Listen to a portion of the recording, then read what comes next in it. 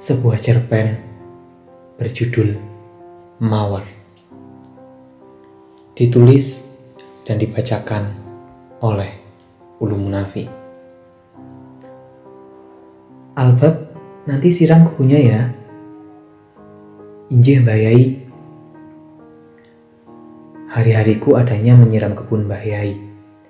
Aku Albab, santri dalem yang baru 1 bulan mondok di sini. Walau baru 1 bulan mondok, aku tidak ikut ngaji seperti santri pada umumnya, tapi langsung ditugaskan untuk menyiram kebun depan dalem. Dulu aku pernah mondok agak lama di suatu pondok megah daerah pesisir pantai Jawa. Bahkan kepulanganku digadang-gadang menjadi kiai kampung. Rencana ke depan membangun desa sudah matang di pikiranku. Lalu aku berniat menyempurnakan dengan mempersunting putri dari salah satu kiai besar di desaku juga. Hingga suatu peristiwa besar pun terjadi. Perempuan yang berniat aku sunting ternyata sudah dijodohkan dengan gusnya tempat dia mondok. Kabar itu jelas-jelas membuatku sangat terpukul. Sampai-sampai sakit agak lama. Yang lebih mengerikan lagi, kadang aku melamun dengan tempo yang sangat lama. Dan tahu-tahu ngamuk ke setiap orang di depannya, alias stres berat. Rencana yang dulu aku dambakan kini berantakan. Orang tuaku mulai khawatir tentang kondisiku. Lalu mereka memutuskan untuk membawaku ke sebuah pesantren pengobatan. Pesantren tempat orang yang bekas preman, narkoba, dan macam-macam lainnya. Namun hanya aku yang bekas dari ketidakwarasan, alias gila. Atau bahkan sekarang pun masih dianggap belum waras. Dari sinilah aku mulai bertemu dengan Mbah Yai. Albab, ini hari Jumat, nyiram kebun mawar bagian belakang ya. Sendiko Mbah Yai. Aku segera menuju ke kebun belakang.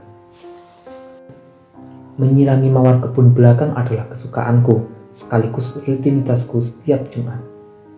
Karena di sana aku bisa menemukan ketenangan. Hanya beberapa orang yang diizinkan masuk kebun itu. Katanya, itu bagian dari pengobatan.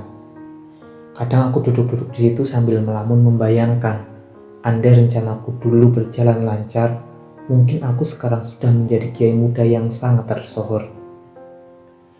Dalam lamunanku, tiba-tiba dikagetkan oleh sosok perempuan lewat di belakang yang melesat begitu cepat. Bayangan perempuan yang memakai jilbab ungu dengan harum mawar yang khas. Aku mulai ketakutan. Jangan-jangan ini hanya imajinasiku saja. Atau penyakitku kambuh lagi gara-gara melamun memikirkan masalah itu lagi. Aku bergegas pergi demi menghindari kejadian yang tidak diinginkan. Seminggu kemudian.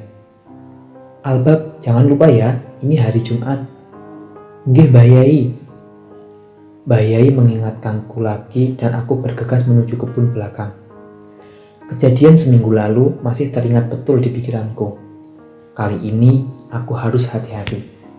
Aku tak ingin berlama-lama di situ agar nanti tidak menemukan hal yang serupa. Seusai menyiram semuanya, aku berniat segera pergi. Tiba-tiba wangi bunga mawar menyengat begitu kuat. Aku menoleh waspada kesana kemari. Ternyata perempuan itu muncul lagi. Kali ini lebih jelas walau mukanya menunduk.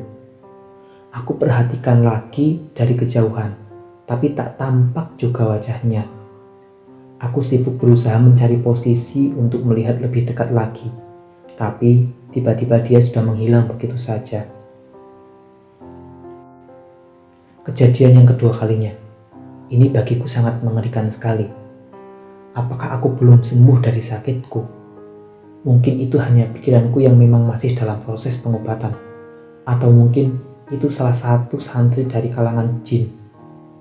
Konon memang Mbah Yai selalu mempunyai santri dari golongan manusia dan mempunyai santri dari golongan jin. Beberapa hari setelah kejadian itu, aku gelisah. Tapi aku sungkan untuk menanyakan kepada Mbah Yai. Namun, karena sudah kedua kalinya, dengan segala pertimbangan, aku memutuskan suan ke dalam Mbah Yai untuk menceritakan semuanya. Ada apa, Le? Tanya Mbah Yai kepadaku. Ngoten mbah, kemarin pas waktu saya nyiram ke kebun mawar belakang, aku bertemu dengan sosok wanita berkerudung ungu dan bau mawar yang sangat menyengat. Aku menceritakan semua kepada Mbak Yai secara detail. Lalu Mbak Yai diam sejenak. Sepertinya kamu belum sembuh juga. Kamu tidak cocok pengobatan di sini. Kamu saya kirim ke Mesir saja ya. Temui salah satu kawan saya agar lebih tenang. Sontak saran Mbah Yai membuat aku kaget sekaligus menyesal telah menceritakan kejadian itu. Tapi apa daya, aku tidak berani membantahnya. Mungkin karena penyakitku yang tak kunjung sembuh. Kini aku harus menjauh dari Indonesia, dari kejadian-kejadian yang menghantuiku. Aku pun harus rela berangkat menuju ke Mesir. Lalu aku berpamit. Aku berangkat ke Mesir sendiri. Sesuai pesan Mbah Yai, aku segera menemui salah seorang syekh di Mesir. Aku ngaji sama beliau tentang banyak hal, sampai aku menemukan banyak sekali perubahan dalam hidup. Aku mulai terbuka, aku mulai bisa menerima kenyataan. Aku berpikir, andaikan rencana yang dulu berjalan dengan lancar, mungkin aku mencapainya semua itu berdasarkan ambisius untuk menjadi seorang kiai muda. Mungkin aku menjadi orang yang sombong, dan yang terpenting pasti aku tidak punya kesempatan bertemu sama Mbah Yai atau bertemu sama Syekh ke Mesir. Aku baru menemukan hikmahnya. Setelah beberapa bulan di Mesir, aku sering berkunjung di kebun mawar, terutama ketika hari Jumat. Kadang cuma melamun, mengingatkan kebun mawar dalam Mbah Yai. Kadang sesekali buat puisi. Ketika sedang asik melamun, tiba-tiba ada yang menyapa dari belakang. Assalamualaikum. Suara itu dari belakangku. Aku menoleh lalu menjawab salamnya. Waalaikumsalam. Ketika aku menoleh, dek, baju itu. Baju yang sepertinya tidak asing bagiku. Baju yang dulu aku lihat di kebun Mbah Yai. Kini dipakai wanita yang sangat cantik di depan mataku. Hatiku penuh bertanya-tanya. Apakah penyakitku kambuh lagi? Tapi sepertinya aku masih sadar. Mataku menengok ke kakinya, tapi dia masih menginjak tanah. Dia siapa ya? Kenapa dia bisa berada di sini? Mas Albab ya? Loh, kok tahu nama aku? Aku tak salah dengar. Dia barusan menyebut nama aku. Iya, jawabku bingung tak karuan. Mohon maaf, Anda siapa ya? Aku sudah tahu sampean beberapa bulan kemarin. Setiap Jumat aku ngaji sama Pak D waktu liburan di Indonesia. Jawab dia. Pak D? Jadi, aku berusaha menebak sambil melongo. Iya, Mbah Yai adalah Pak D saya. Saya juga sering lihat sampean di kebun belakang. Oh alah, jawabku dengan sisa kepanikan tadi. Ini ada titipan surat dari Mbah Yai. Tiba-tiba dia menyerahkan amplop suratnya. Lantas aku bergegas membuka dengan penuh haru dan rindu kepada Mbah Yai. Yang isinya. Assalamualaikum, gimana kabarmu Le di sana? Langsung saja ya. Jadi gini, aku sudah tahu permasalahanmu sebenarnya. Setiap Jumat kamu melihat siapa, menciumanmu kepada bunga mawar yang menyengat. Aku mengirimmu ke Mesir dengan niat untuk menyusulkan kamu kepada dia. Wanita yang sekarang di sampingmu itu adalah keponakanku yang sedang kuliah di Mesir. Makanya sekalian kamu ngaji bersama Syekh, sekalian kenalan sama dia. Jadi persiapkan dirimu, bulan depan dia wisuda. Aku bersama ayahnya akan ke sana dan sekalian menikahkan kalian berdua. Dia juga sudah setuju. Dia bernama Ning Mawar. Wassalamualaikum warahmatullahi wabarakatuh. Dek, kertas masih kupegang, namun tangan gemetaran. Aku grogi tak karuan. Aku kaget setengah mati. Lalu aku menatapnya dengan hati yang berbunga-bunga. Apakah ini mimpi?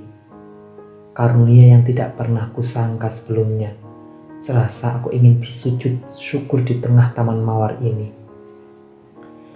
Taman pun mendadak 1000 lebih indah dari biasanya karena kabar ini. Taman pun mendadak 1000 lebih wangi dari biasanya karena amplop ini. Mawar yang aku rawat kala Jumat, kini bisa aku rawat setiap hari dan selamanya. Wonosobo, 1 Desember 2020.